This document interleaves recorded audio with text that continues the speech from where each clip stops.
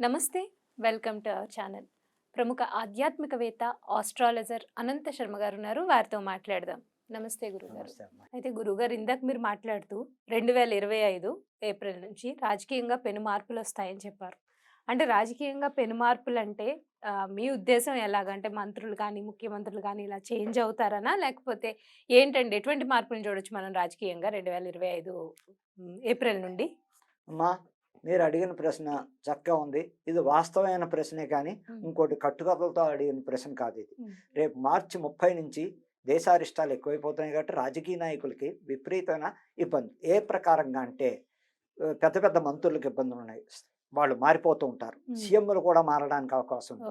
ఓహ్! CM స్థానాలు కూడా కదిలేవి కొన్ని చోట్ల. హ్మ్. సీఎంలు మార్చేసి పార్టీ అదే ఉంటుంది. ఆ పార్టీయే ఉంటుంది. పార్టీ ఉన్నప్పటికీ సీఎంను మార్చేసి ఇంకో సీఎం ఆ పార్టీలోంచే రావడానికి ఎక్కువ. ఇది హ్మ్. 3 చోట్ల కనపడుతోంది భారతదేశంలో. ఓహ్! భారతదేశంలో. హ్మ్. అలాగే కొంతమంది మంత్రులకి, పెద్ద పెద్ద వాళ్ళకి గండాలున్నాయి.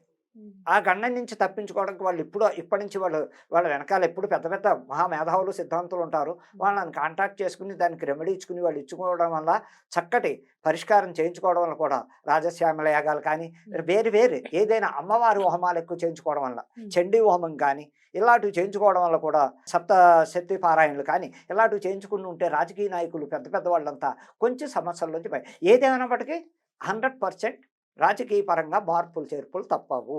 ఎలా ఓకే. ప్రవర్తించినా, హ్మ్. ఏ రకంగా ఇప్పుడు ఆంధ్రప్రదేశ్ ఉంది. అక్కడ కూడా ప్రాబ్లమ్స్ వస్తాయి. హుహు. ఉగాది వెళ్ళిన దగ్గరించి రాజకీయంలోనే. హ్మ్. ఆంధ్రప్రదేశ్ అలాగే తెలంగాణలో కూడా రావడానికి చేర్పులు, మార్పులు జరగడానికి ఉంది. అలాగే హ్మ్. సెంట్రల్‌లో కూడా మార్పులు ఉన్నాయి కొన్ని. ఇబ్బందుల్లో పడేదే కాదు. సెంట్రల్‌లో గూడా. సెంట్రల్‌లో కూడా కొన్ని ఇబ్బందులు పడతాయి. అది వాళ్ళు అర్థం చేసుకొని రాజకీయ పరంగా ఏ రకంగా మనం ముందుకెడితే ఈ సమస్యల్లోంచి బయటపడతాం అన్నది ఆలోచించుకుంటూ చక్కటి ఆ అమ్మవారు ఆయన్ని అమ్మవారే దీనికి ప్రతీకారం అమ్మవారిని పట్టుకుంటే ఏ హ్మ్. దేవతనైనా సరే అమ్మవారు ఆదిపరాశక్తిని, కాళీని లేకపోతే ధూమవతిని పట్టుకోవడం వలన ఇంకా దుర్గావతి పవర్. అమ్మవారు. ధూమవతి అమ్మవారికి అస్తమానం వీళ్ళు హోమాలు చేయించుకుంటూ హ్మ్. చక్కగా పాటించి చేసుకోవడం వల్ల కూడా రాజకీయ పరంగా కొంచెం ఇబ్బందులు తొలగుతాయని చెప్పడానికి అనేక రకాలుగా ఏదేమైనప్పటికీ దేశకాల పరిస్థితులు హ్మ్. భారతదేశమే కాదు ప్రపంచం మొత్తం హ్మ్. అమెరికా నుంచి పతనం అవడానికి హ్మ్.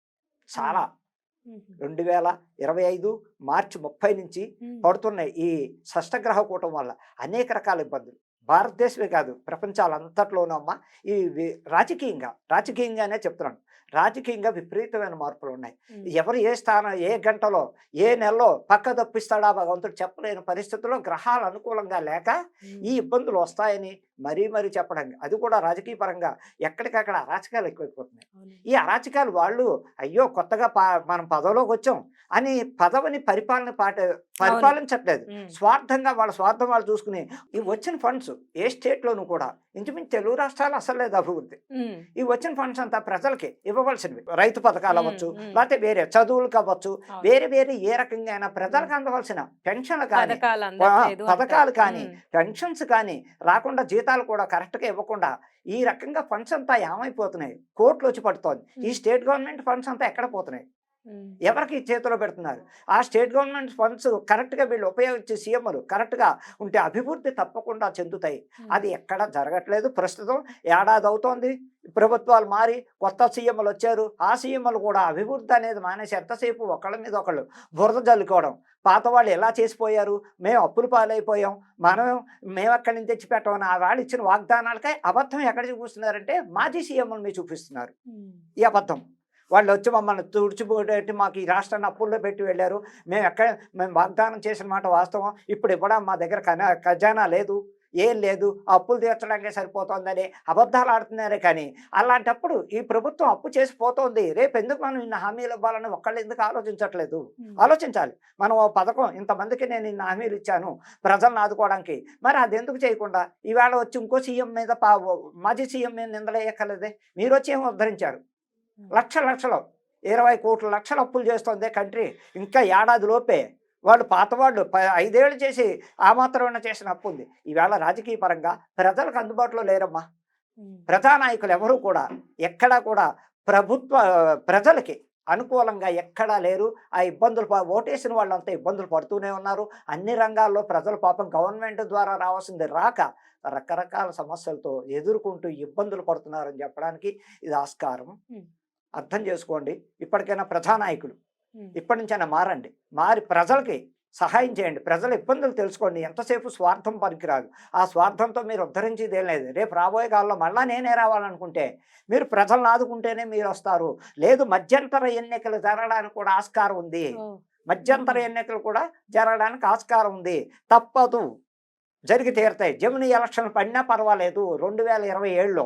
ఉమ్, 2006 డిసెంబర్ అండ్ 2027 మార్చి నాటికి తప్పకుండా మధ్యంతర ఎన్నికలు జమినీ ఎలక్షన్ కూడా పడడానికి అవకాశాలు ఉన్నాయి. కాబట్టి ఇప్పటి నుంచి ఈ కొత్తగా వచ్చిన సీఎంలు ఎవరైతే ఉన్నారో వాళ్ళు అర్థం చేసుకుని ప్రజలను ఆదుకోండి. ప్రజలకు కావాల్సిన అన్ని ఏర్పాట్లు చేయండి. వాళ్ళకి కావాల్సిన వసతులు చూపించి మీరు చక్కగా వెళ్ళండి. అప్పుడే మళ్ళా జమినీ ఎలక్షన్ వచ్చినా ఏమొచ్చినా ఈ ప్రజలు మీకు ఓటేస్తారు. లేదంటే కిందకి మళ్ళా ఇంటికి వెళ్ళిపోక తప్పదు. ఉమ్. కొత్త నాయకులంతా మళ్ళీ ఇళ్ళకి పెడతారు. ఇప్పటి నుంచి అర్థం చేసుకోండి అని మరీ చెప్పడానికి ఆస్కారం ఉందమ్మా. అంటే మీరు ఎంతసేపు ఆ సీఎం ఇలా చేశాడు, నేనొచ్చాను నేను ఇలా చేస్తానన్నది కాదు. అలాంటప్పుడు పాత సీఎంలు ఎన్నో ప్రజలకు ఉపయోగపడ్డారు. ప్రతి చోట స్టేట్లో ఉన్న ముఖ్యమంత్రులంతా పాత వాళ్ళు. పోయిన సంవత్సరంలో ఉన్న వాళ్ళంతా ప్రజలకి ఎన్నో ఉపకారాలు చేశారు. పథకాలు ఇచ్చారు. పాపం అప్పు చేసో సొప్పు చేసో వాళ్ళని ఇబ్బంది పెట్టలేదు. ఇప్పుడు వచ్చిన కొత్త ప్రభుత్వాలు మన భారతదేశంలో ఇప్పుడు వచ్చిన కొత్త ఎక్కడా సంక్షేమ పథకాలు కానీ, రావాల్సిన ఎడ్యుకేషన్ లోన్ కానీ, పిల్లలకి అభివృద్ధి కానీ, స్కూల్ కానీ, కాలేజీలు కానీ వాళ్ళకి ఫండ్స్ ఇవ్వకుండా చాలా ఇబ్బందులు పెడుతూ, అందులో స్టూడెంట్స్ లోన్లు రాక, వాళ్ళకు రావాల్సిన సదుపాయాలు లేక, బుక్స్ కూడా పంపిణీ చేయకుండా పిల్లలకి ఏ రకంగా ఫీజు అరేంజ్మెంట్స్ అంటూ కూడా దేనికి ఏది చేయకుండా వాళ్ళు అలా చేస్తున్నారు. కాబట్టి ఎప్పుడు కూడా బాధల్లో ఉన్న కుటుంబాలకు కానీ, బాగా చదువుకోలేని ఇబ్బందుల కుటుంబాల్లో అలాంటి వాళ్ళకి సహాయాలు చేస్తూ ఆదుకుంటే రుణమాఫీ అనేది రకరకాలు. ఇప్పుడు వ్యవసాయదారులకు రుణమాఫీ అన్నారు. ఇప్పటిదాకా ఎవ్వరూ చేయలేదు. ఇప్పటిదాకా ఏడాది కొత్త గవర్నమెంట్లు వచ్చినా ఎక్కడైనా సరే రైతులను ఇబ్బందులు పెడుతూనే ఉన్నారు. వాళ్ళు బాధలు పడుతూనే ఉన్నారు. అలా ఎడ్యుకేషన్ పర్సన్స్ లోన్లు లేక, వాళ్ళకు వచ్చే ఆదాయం లేక, చేసుకోలేక వాళ్ళని కూడా ఇబ్బంది పెడుతున్నారు. అందుకు ప్రజా పరిపాలన అయితే చాలా చండాలంగా ఉంది. ఎక్కడైనా ఇప్పటికైనా అర్థం చేసుకుని పరిపాలన ఏ విధంగా చేస్తే ప్రజలు మనవైపు చూస్తారు అన్నది అర్థం చేసుకుంటే వాళ్ళల్లో చాలా ఏది అయినప్పటికీ భారతదేశం మొత్తట రాజకీయ నాయకులకు అనేక ఇబ్బందులు రావడం తప్పదు.